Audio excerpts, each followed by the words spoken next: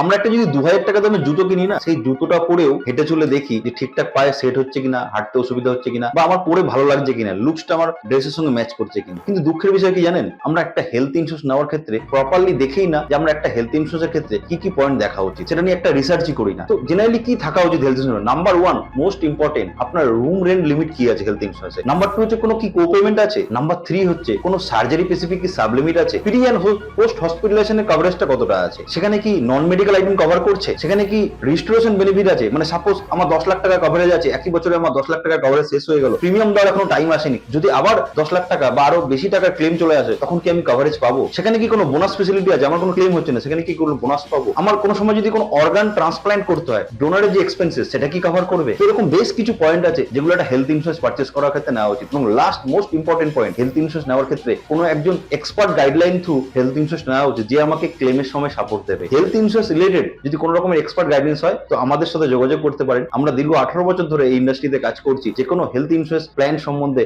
আমাদের total scrutiny করা আছে। আমাদের তরফ থেকে always health insurance related support পাবেন এবং ক্লেমের 100% সাপোর্ট পাবেন।